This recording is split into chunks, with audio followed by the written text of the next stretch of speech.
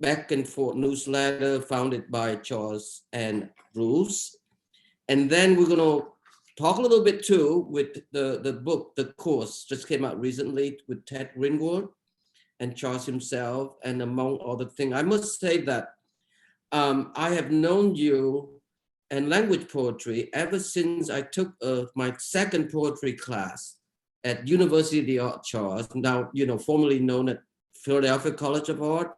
You know Stephen Berg, the founder of American Poetry Review. Yeah. And that was 1983, I think. So it's been a profound pleasure to have you as a friend and comrade. A world that social democracy should never be reduced to associating with communism. But that's another subject altogether. Yes, I think let's don't get me started on that. But before we do fully get started, I just wanted to make a couple housekeeping notes. I'm Sophia. I work at the Rail. For most of the conversation, we'll keep most of the audience on mute. And then if you have questions along the way, please feel free to put them in the comment chat section, and I will be calling on people during the Q&A section. I also wanted to note that we are recording today, so if anybody does not want to be seen, please turn your video off by pressing the stop video corner in the top bottom corner. That's all, back to you. Thank you, JC, for helping out too. So let's begin with that, Charles.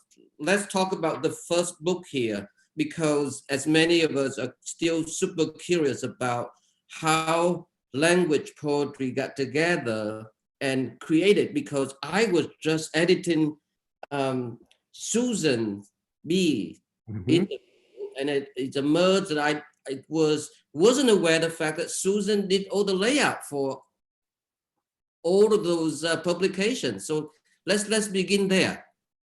Okay, well, first of all, it's great to be here, and coming from my house in Carroll Gardens, it's a very dark and difficult time, and I think it's great that you are trying to bring people together in this way, as the Brooklyn Rail, does. When I first met you, Phong, I thought of you as Perry White from the TV show, not the cartoon. It's kind of a crusading metropolitan Eric, Perry White being the editor in the Superman, the newspaper publisher.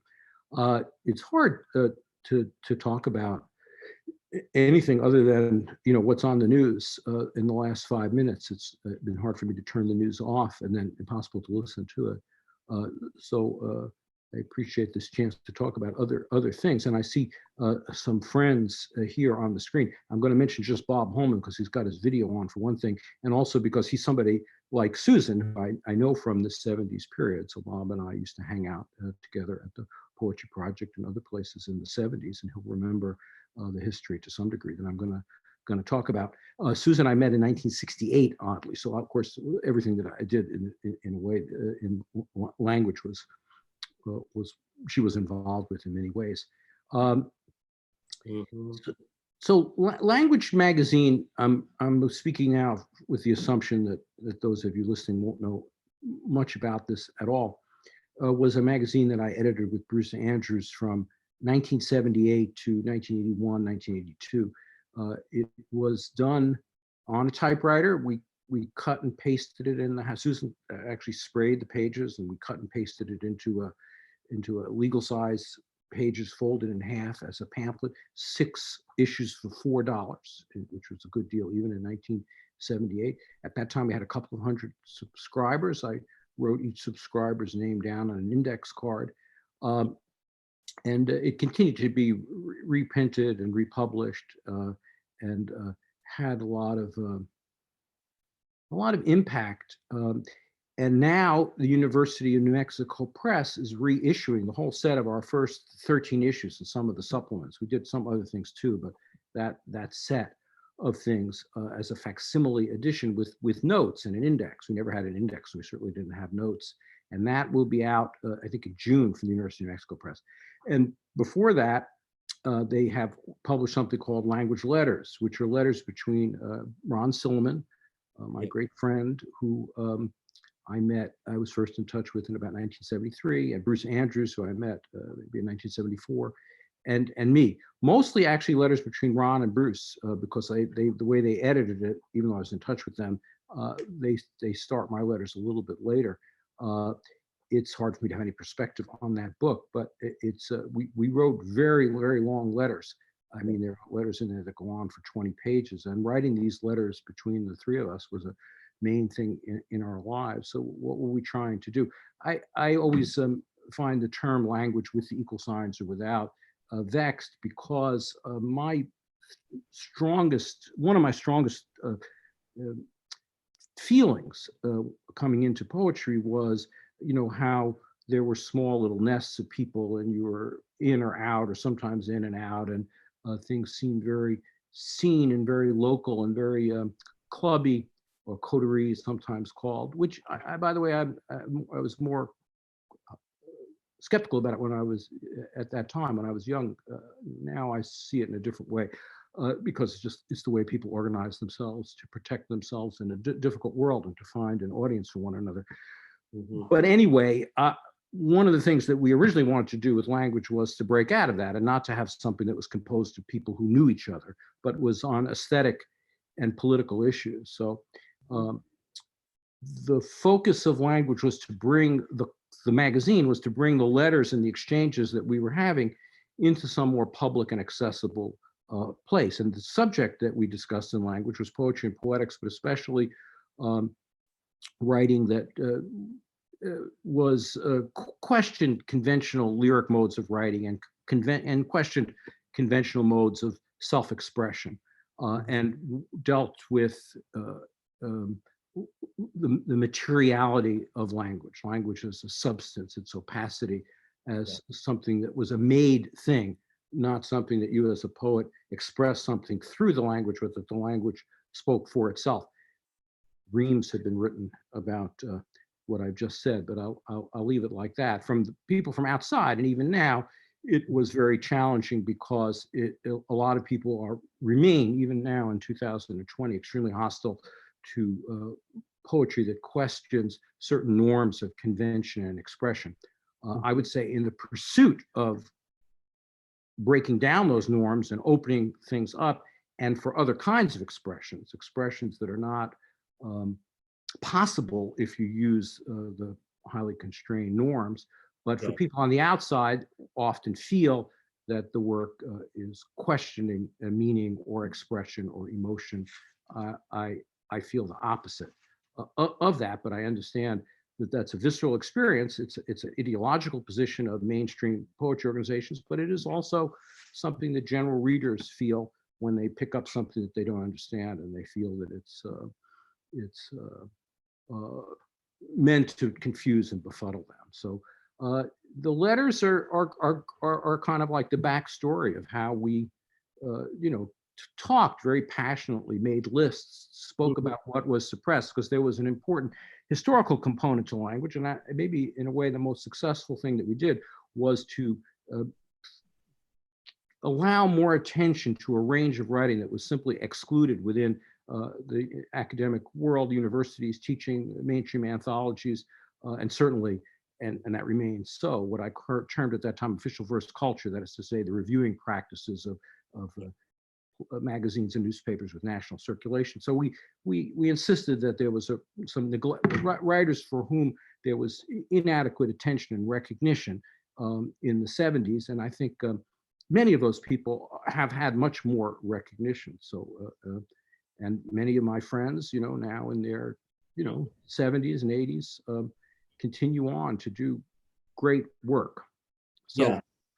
Well, one of the things that I always identify deeply with, the community of poets, and in that particular period, well, you mentioned you met Susan in '68, so that was the height of Vietnam War, and among all the social unrest, the women's movement, civil rights movement, and everything else in between. But the point was, in a sense, could one assume that how language poetry came to its being, Charles, emerging from the late '60s to early to mid '70s, was some way a collective response to, as you described now, mainstream American poetry. In other words, they came together from a broader, diverse community of poets. We talk about San Francisco and New York. So it's some way I felt it have a deeper connection to so-called counterculture, because when I was reading and back and forth the interview I did with Susan, obviously you married to a painter. And what Susan was doing similarly together with her dear friend, you know, the painter erasure, in meaning is Perfect. Watch. similar. It's a similar. Let me turn. Oh, I turned off my own audio. To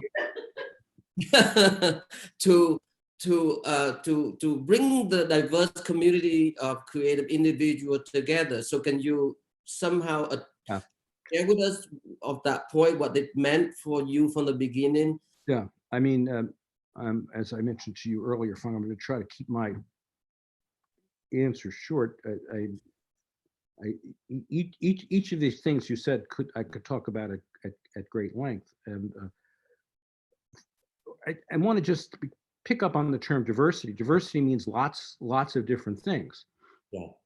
And certainly, as I said, we offset printed a newsletter in '78, and we published in micro presses. We had a number of us had magazines, other magazines that published poetry or book series and so on. We were pulling in people who were interested in what we were doing. It was a very not very visible activity at that time. What we were interested in was aesthetic diversity, and also opening up the discussion about it and hoping people would enter in. But a limited number of people did enter into our small discourse at that time, and it wouldn't have been possible otherwise. It was based on people who would have found out about it, who would have wanted to take the time to participate, which was few. Well, there were only a very limited number of people at that time who were interested or would have wanted to participate. And so that reflected, who we were, and the diversity which we sometimes talk about now is something that I would hope would develop over time, and did. Vietnam War, of course, that obviously talking to you, Phong, is something that we connected to from the other sides of the world. I think certainly the people who are in the language letters, many of the main folks involved with Language magazine and associated things were very involved with the anti-war movement and were very political. Certainly Bruce, Ron, and I in those letters, and we came of age, fighting against the war, and in terms of the civil rights movement and feminism, those things that you say, maybe more critical or self-conscious about so-called counterculture, but maybe also central to it, insofar as the counterculture, as it does now, tends to depoliticize sometimes. But I think one of the things that interested us as poets was that political poetry, as I say, the politics of poetic form, wasn't just a matter of saying U.S. out of Vietnam, although one certainly wants to say that, but was also the very language that one uses, the out of, what the term imperialism might mean, the terms of representation. I remember at the time I often would say, when you say napalm instead of burning people's skin, you're making a choice, a language choice, and that affects the meaning. That meaning is never neutral, and that includes the form and the syntax. And this cut against a certain social realist idea that poetry should be a vehicle for expressing clearly articulated messages. We felt, no, that poetry was not a mass form, at least in the way that we were practicing it, but was let's say, research and development, a way of understanding how our language itself is a virus. That's the famous William Burroughs expression that I always liked. And language is a virus, and you're in contact with it when you go around it. It infects you, and it controls what is supposed to be able to be seen. So what is thought to be articulatable and clear. So if you think that you're saying something to be clear, you also could be passing on a virus of the representation of the world that you're given.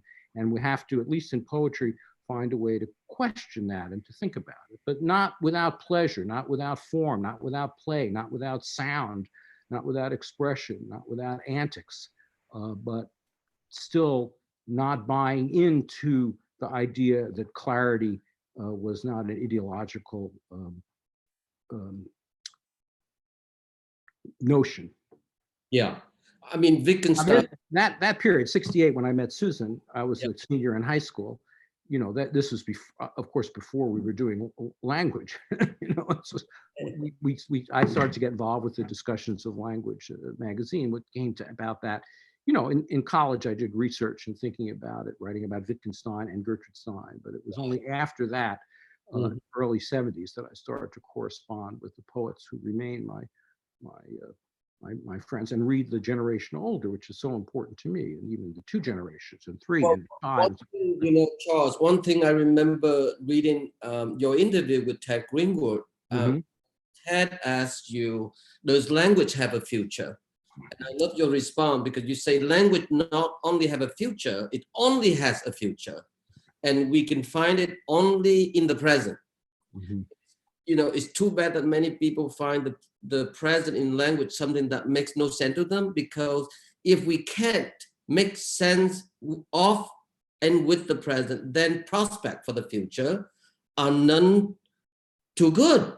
And our ability to understand and respond to the past is numb, if not obliterated, you know? So that's to me seems to be something that I feel deeply identified with. I know that you have a very strong, profound relationship with Larry Eichner, the poet, who I also admire, because he has also associated with Black Mountain College, came up from that tradition, which is something that I have been trying to understand and comprehend in ways that the rail can learn from, essentially. Between Bob Grenier and Eichner, 2 of your close friends, can you share with us a little bit of that relationship in haiku manner? We can go on forever, but just see whether we can share that briefly. Yeah, I mean, it's Eigner was the person who was on the first issue of language. And by the way, for those who want to see language, if you just go to my homepage at the EPC, or just go into a search engine and type my name and language, or Bruce Andrews and me, you can get the full set. They've been entirely reproduced at Eclipse, Craig Dworkin's site, the full run, in facsimile, online. And you can also go to the Electronic Poetry Center too, and to PennSound, and you can hear recordings of a lot of the poets that interest me. So many. So you're mentioning Eigner. Eigner is part of what, as a convenience, we call the New American Poetry Generation. That is to say, you know, poets born in the mostly in the late 1920s, but going from 1920 to the early 30s. And there are many poets. I'm not going to just give a list of names now, but Eigner is of extreme importance for me. And he lived most of his life in Swampscott, Massachusetts, and then he moved to Berkeley to the last a couple of decades of his life. But he was disabled. He was confined to a wheelchair, and had a speech that was difficult to understand. Was very influenced by Olson in particular, and his work is for me thrilling. And Grenier lived with him for a while, took care of him when he was in Berkeley, and Grenier also now lives in Vermont, is another great poet. The collected works of Eigner are available from Stanford University Press, and the series that I co-edit with Hank Lazar did a selected that Grenier and Curtis Faville did. So there's a wonderful introduction there. It's not quite sure, you know, to what degree the aesthetics of what Eigner is involved in. It would be hard to explain without looking at particular poems, but I think he's a poet that has, you know, no beginning, no end. There's a kind of constant bringing forth of the present and what's in the actual visual field in front of him, as he overhears the radio, as he's thinking, and he works within an open field format, so that it's not him saying something or expressing something, but giving a kind of field of perception and intention, which is among the most intense experiences I've ever had with poetry. I would say it's like poetry that's in 4 dimensions, or like a holograph, compared to most poetry that I would read. But there's a lot of poets of his generation, you know, that I love as well. And I'm only not going to mention the famous and less famous ones, because I'm not going to go into a list of 20 people. But I know some of the people here, like Barry Schwabsky and are very, and Raphael Rubenstein, I see it popping up on the screen, or old-time poetry people will know these names very well. Yeah. But, you know, just to be clear here, Charles, when you mention Eitner, you think that his being so close to Olson, partly because Olson became the second rector when the first one left in 48. That was the painter Albers. Well, he was, of course, Eigner really didn't know Olson. He listened to him on a radio show that Sid Corman. It's interesting because we're talking about this kind of broadcasting.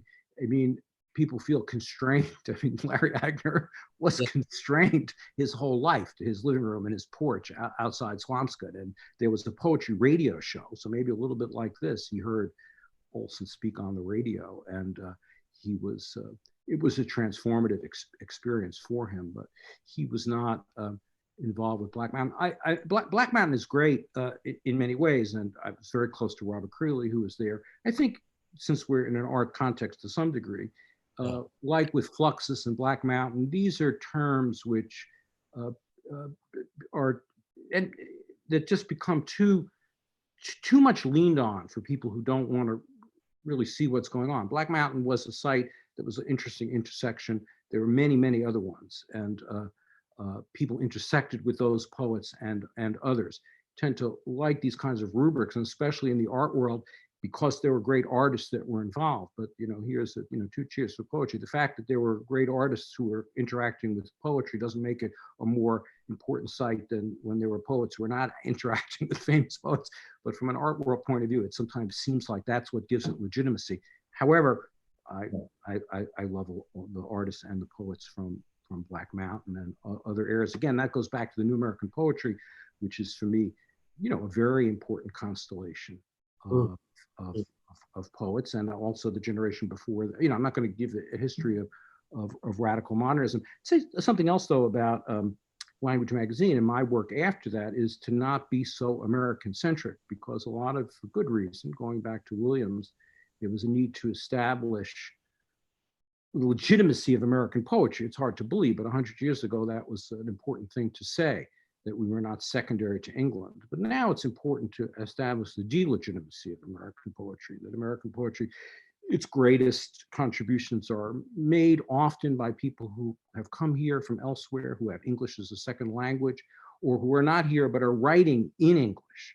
And that the important task that we have who are in America is to look outward and find ways to interact with the poetry and poetics that's, for one thing, in the Americas, which we're a part of, but also the rest of the world. So I become, strangely very involved with, poetry not from the U.S., just because I am so rooted in the U.S. And I think another whole way to look at this issue that I'm talking about, which is less recognized, does have to do with second language speakers, accents, shtick, syntax that come in from other places, and a real resistance to correctness, which is often associated with a Southern English set of rules. Yes. Also resisted in England by many people in the North and in Scotland and Ireland too. So, I'm kind of obsessed with the poetry that resists standardization in the pursuit of new kinds of articulations. I think standardization is very important when you're getting alerts about the COVID virus on your cell phone. Yeah, succinctness and standardization is necessary. But in a poem, we're not giving information in that way. And it's not that standard that we would use, but creating standards for, banners for things that avert convention, for that explore things based on intuition sound Mhm. patterns and things that are otherwise not expressed and not thought. Yeah, I mean, I of course I can't wait for Barry and Bob and Raphael and whoever else in part of this. I'm only mentioning those people because I have, the grid screen, and those are my old-time poetry friends that I see. I don't mean to exclude others of you.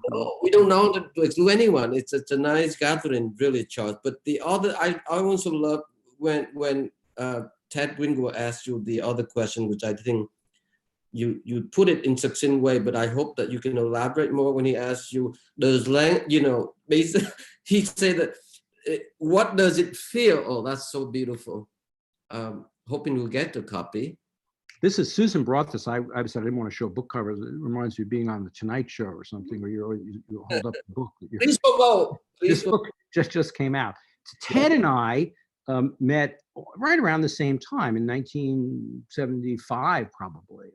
Yeah. Actually, we recorded like 25 hours of conversation early on. So similar to the language letters. So they were recorded on tape, and they haven't been transcribed. He became a very important guide to me. He had a different kind of set of friends in New York around the kind of the second generation New York school is sometimes called. He had emphysema, was dying, was in and out of the hospital. We decided to embark on this collaboration, and we did it every day for the year before he died. Talk about being housebound too. Ted couldn't leave his house for at least the last several years of his life. It would be hard for him to get down to the stoop. So, but what we did was through email, often several times a day, just bounced back and forth lines.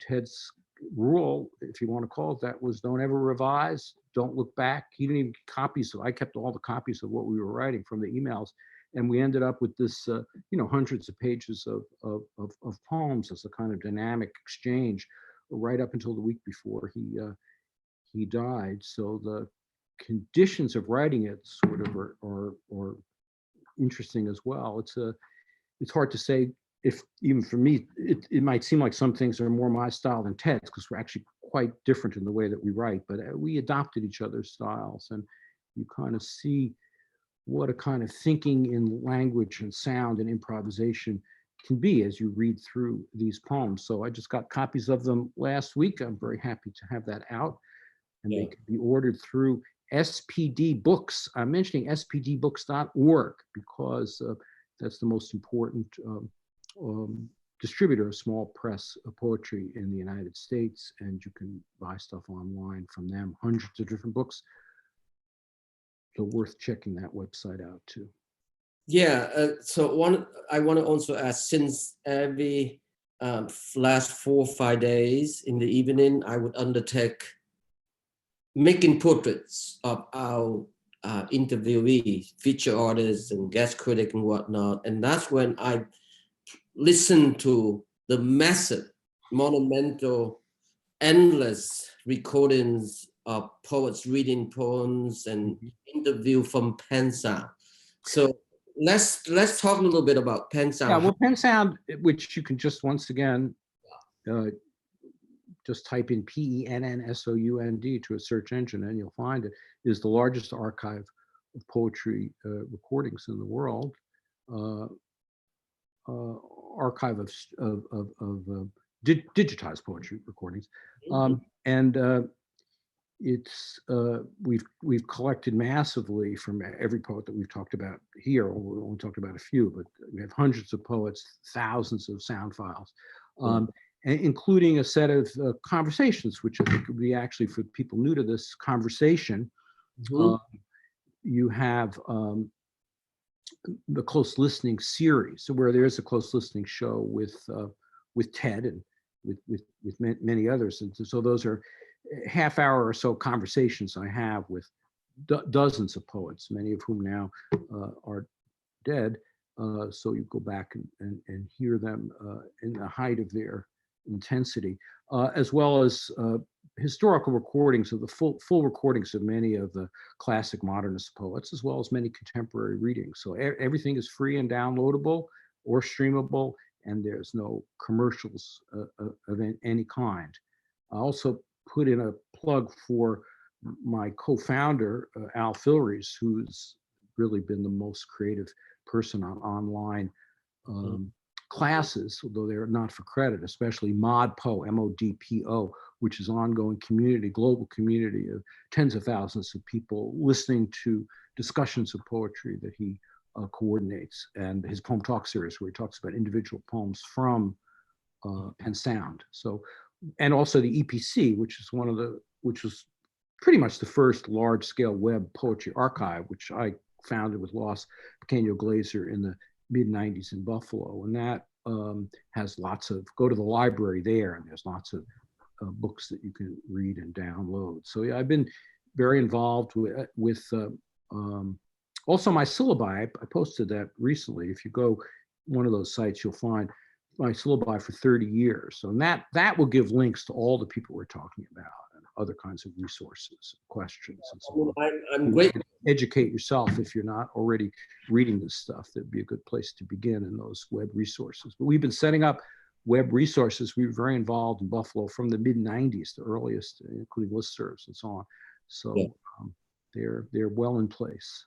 No, I always felt that PennSound to experiment poetry is like anthology film archives for experimental film. You know, that's where we keep all these amazing works intact. One more question about Ted, because I remember he asked you a question. What does it feel like to be a poet in the postmodern era? And your answer was something like, what does it feel to be like to be anybody in postmodern era? Is one anybody in postmodern era? As far as poetry goes, for most people, modernism never arrived.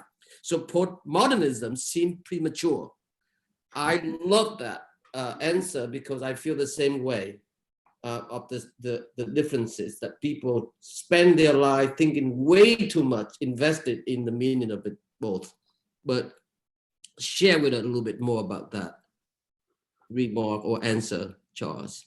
Yeah, well, that's a very funny kind of set of short Zen-like questions. Well, I mean, you know, I'm now retired as a college professor, which I never really expected to be in the first place. In fact, from when I was doing language, you know, I was working as a commercial writer, doing medical freelance writing, and I did go to college, and I got my degree in 4 years. But then I really had a relatively negative view about, and I was not an English major, I was a philosophy major, didn't like English classes. So it was odd, you know, years later when I was almost 40 to all of a sudden become a professor in an English department, you know, which I loved, and I loved the teaching. But it's there are a lot of reasons to be invested in various sort of terms and characterizations. And it's interesting to talk about those up to a point. You know, often they become more obstacles than ways of engaging. I mean, I'm very much invested in historical understanding, so I would always want to look at when something was written, where it was written, who it was written by. But I mean, the terms themselves are very much what poetry is about. Poetry for me, in some ways, at least the kind of poetry that I want, the kind of poetry that I do, the kind of poetry I like to read, isn't so much about expressing, you know, how I feel, because I don't, as you just quoted, I don't feel anything. I don't even exist in that sense. I'm just exploring. I'm moving through the world and through language. But the terms that we use, including these art historical terms, I prefer not to take for granted, because that's what, for me, the work of poetry is not just assuming terms to describe things, terms that already preclude 99% of what the phenomena of the world is. However, it is worth interrogating why we have these terms and what they mean. So I would always say, you know, have, like they say, a dialectical relationship to speaking of the terms, the labels, the rubrics through which we understand them, but to avoid thinking that explains, you know, one thing or another about reading. So poetry can partly be a way to free oneself up from the prison house, you might say, not of language, which has no limits, but of characterizations and labels. Yeah. So that one can have a deeper and richer and more pleasurable relationship to the verbal language which constitutes us, which we're constituted by, and we live within.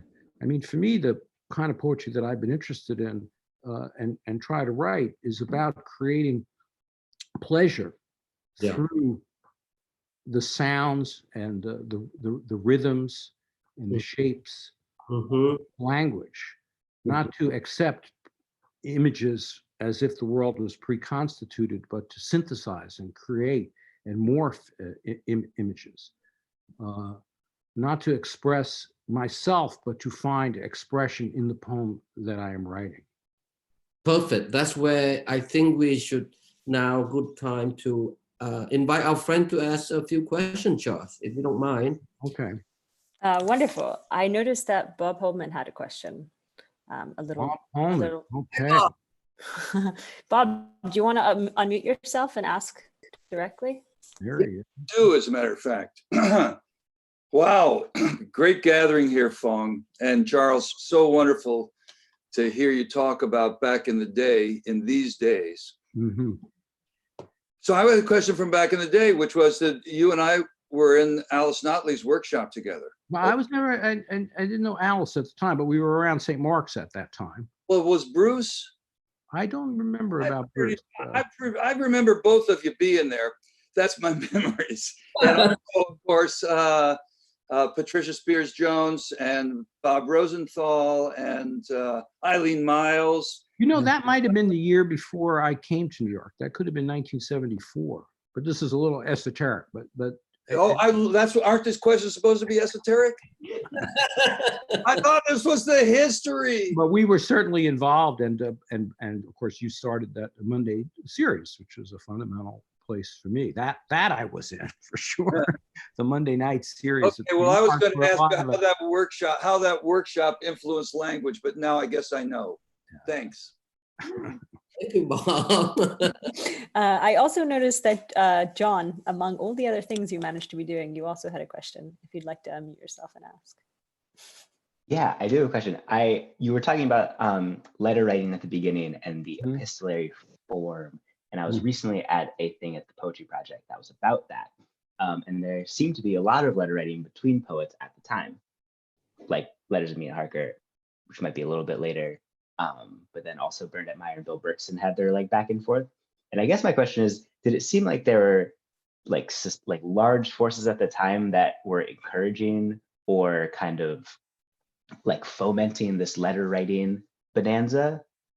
Well, Letters from Mina Harker, of course, by Jody Bellamy is a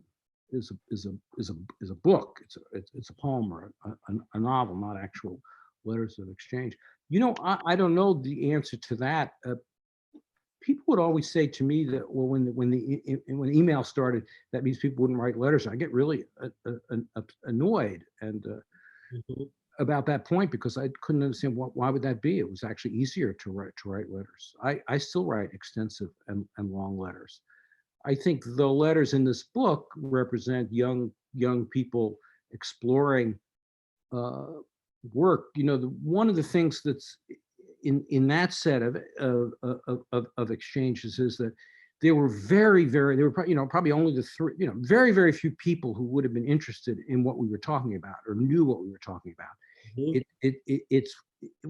We had a set of commitments and concerns that I talked about, in which there weren't dozens or even 10 other people. So you find somebody you can talk to and who's interested, and you're exploring that, and you can exchange work and sort of understands what you're doing. So, Silliman lived in San Francisco at that time. I didn't really write letters to Bruce because he lived in New York. So my letters in that book were all to Ron, and I had extensive correspondence with him. But partly what we were looking for in the early 70s, in the very moment that that Bob Holman talks about in New York is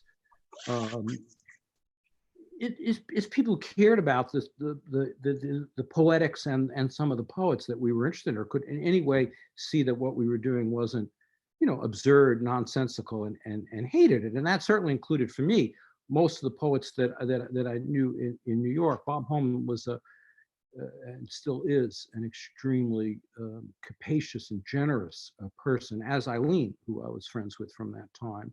So the two of them would have been people that I could talk to some degree, but were certainly generous and open. But by and large, no, there was no interest and hostility to what we were doing. In retrospect, I mention that because in retrospect, it could seem the opposite, as if somehow we were closed off. There was really it was and in some ways remains a very hostile environment for the kind of thing that I'm expressing, no matter how successful I may seem or may be. And I think that is encouraging. This is something I often write about in contradistinction to the art world, where a lot of the ideas that we talk about, if you wanted to translate them, would be very dominant within the art world. You don't really have people in the art world putting forward the kind of values that are remain so strong within poetry. But they're completely different kinds of mediums. There are different kinds of stakes involved. And let's say something like abstraction, a term I really don't like, but I'll use it for the moment. Abstraction in painting is not at all like what abstraction might be in verbal language. And even though the words may seem the same, some of the issues, they really constitute different kinds of things. And I think that the desire to create a new poetics that isn't beholden to conventional ideas of expression and person remains quite unaccepted and controversial. And I think that's one of the great things about poetry.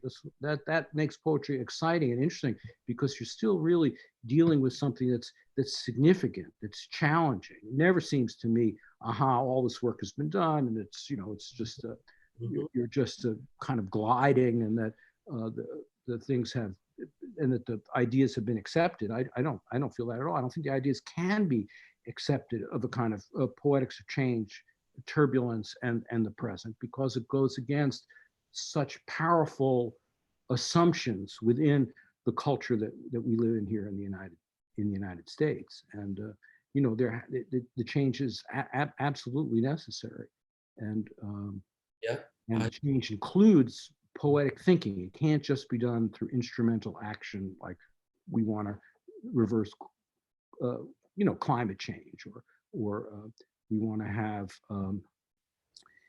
single payer healthcare, two things that I strongly agree with. But saying that is not sufficient. Yeah. Thank you, Charles. One more question, maybe? Thank you. Sophia, we have a... Yes, we have two more questions, actually, but why don't we start with, you're coming up as Heather Vows. Well, it's going to be that's going to be Raphael Rubenstein. There we go. That's me. I'm using my wife Heather's computer. So I see someone, Nick, raised the Charles's participation in the Under Erasure show that Heather and I did at Pierogi, and like how his work relates to visual art. And one of the interesting things that Heather and I were dealing with in that show, which included lots of manuscripts by poets using erasure techniques, was we had vitrines and we had works on the wall. And at what point does a manuscript, what's the relationship between a manuscript as a visual document and as a work of art, or as a drawing? What's its status, and what happens to it when it gets framed and put on the wall? So for instance, we framed and hung Charles's Veils, one of his veil works from, I don't remember exactly when that was from. That's from the period of those letters. It's like 70, 77, 78. And nearby it was a work by Richard Prince from about the same time, which looked very, very similar. And I just think that you know, that those generally would be considered as two completely separate objects, documents, artifacts, economically, aesthetically, and that, you know, Charles, you were talking about trying to, I think you were talking about trying to push back against categories and characterizations and stable systems. And I felt that was one of the interesting issues that got raised in that show with your work in particular. Well, I mean, I think when I'm talking about ways to try to get you to look at things in a fresh way, of course, curating, and it's a conversation that would be relevant to Phong and to you and other people who curate things. Curating can just tell you a story you already know and just repeat it to you. So you're looking at something and it's like, oh, well, I love that painting and that's where it belongs. It's hard to see things sometimes that way, as great as they may be. Museum of Modern Art has specialized in that, although their new installation is actually trying to push back against it. But the Under Erasure was great in that sense that unlike most shows that include poetry, it had a much deeper commitment to what poetic process is and to the history of poetry. So there wasn't just the kind of few things that were thrown in. Jay Sanders, now at Artist Space, and I did a show, Poetry Plastique, you know, years ago at the Boski Gallery, and that you can find the catalog and so on online, in which we tried to address exactly the questions that you're raising, Raphael. I think that for one thing about Veil, which you can find online too, I did Veil. It's interesting in relation to Language Magazine. So Language Magazine was typed on a legal size paper on my Selectric typewriter, which was a high-end technology, and then it was cut up from that. Such a typewriter is a very important piece of technology for me. In Veil, I took those same kinds of pages that we use for language, or in some cases they're 8.5 by 11 though, and I retyped over them so that they obliterated what you could read. But one thing about that is that it was not conceptual. It is conceptual, but it was actually writing. You can actually read it if you hold it up and you can see. And at every point I was actually writing something. So I wanted to give a visual image of the extension of writing. Somebody else could come upon something like that and try to give the image of overprinting or illegibility.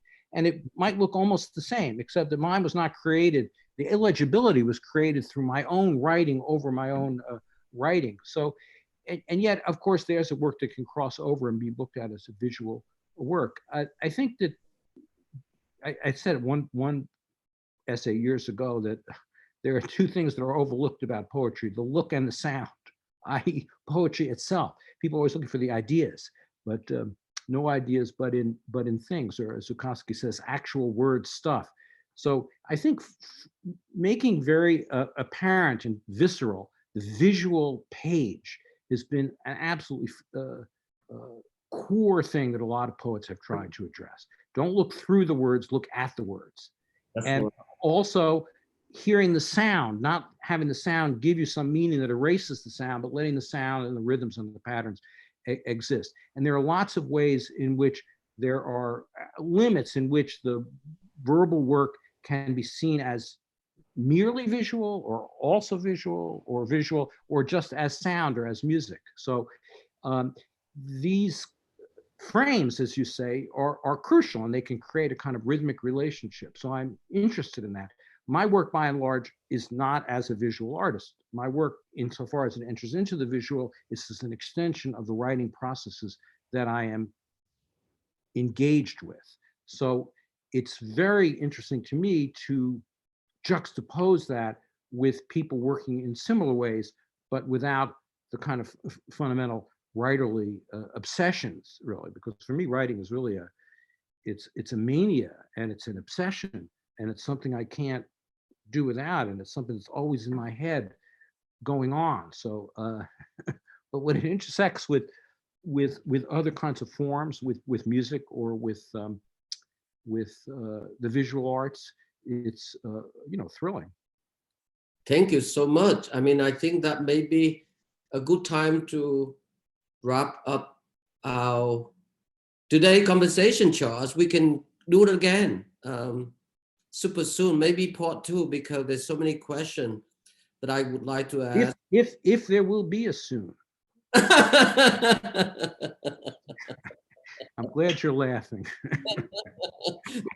well, Let's postpone it until April 15th. Everything's going to be fine on April 15th. We're all going to be dancing and going out again.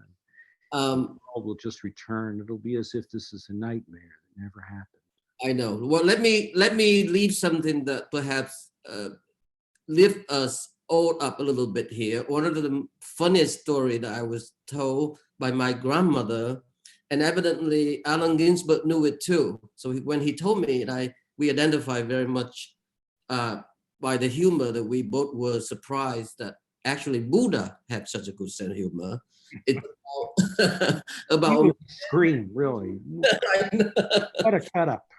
I know, I never identified Buddha as Jesus Christ, but nevertheless, I remember the story. A man who's fleeing from a tiger that chased him. He ran and ran till he came to the edge of the cliff.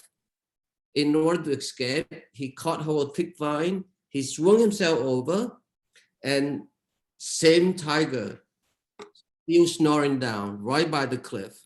And lo and behold, he heard another even louder snoring sound. This time it came from another tiger from below, peering up at him. So he's caught in between the two tigers, what a friend of mine, Lisa, just gave it, call it situation.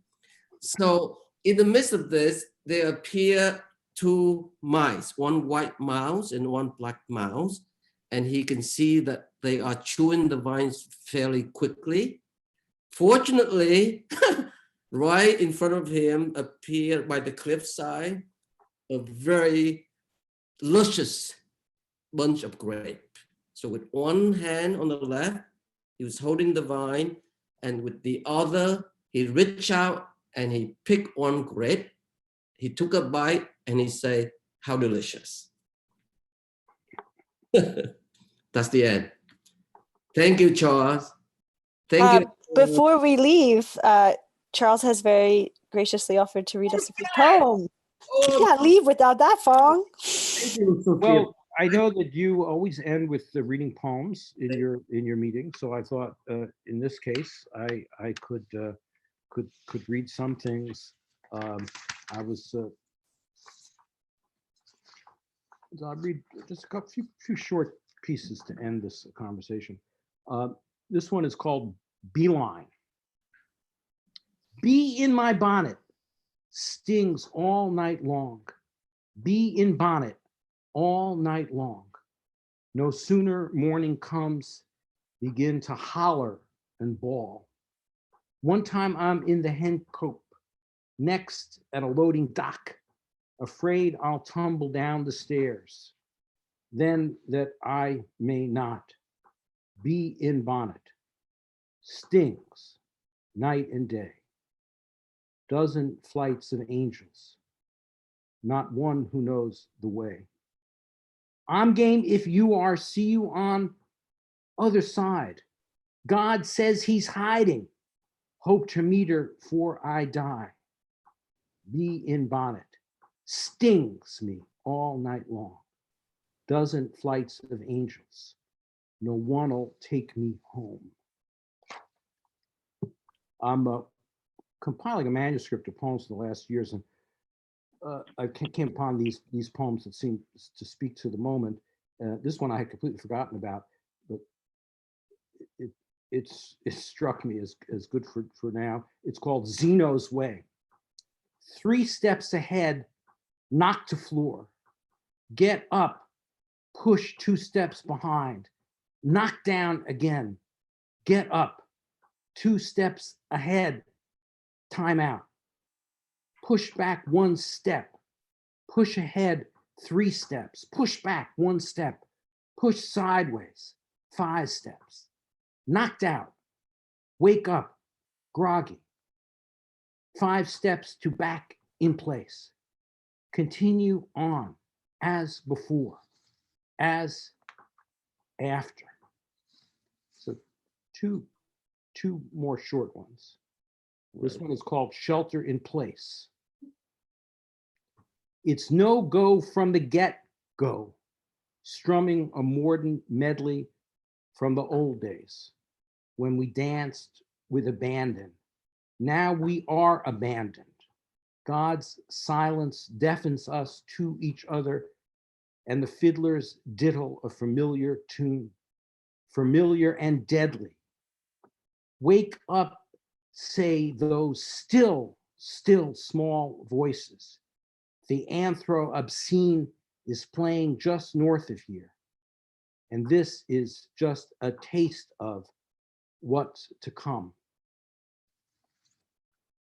And this final very short poem is after Ruckert and Mahler, I's song. Comes I to this world abandoned, having wasted the time I was handed, till all that's left is the bandage. No matter unnoticed, time passes, slowly as dreams become lashes, still alone, caught in rhyme's ashes. Dead to this world's wrong, dwells still I in my song, in every thorn, at every morn. Wow. Wow. So thank you for inviting me, Phong. Thanks for the rail and for all that you do and your wonderful commitment to poetry and poetics, which is extraordinary. And I know that so many of us involved with poetry are extremely grateful for that.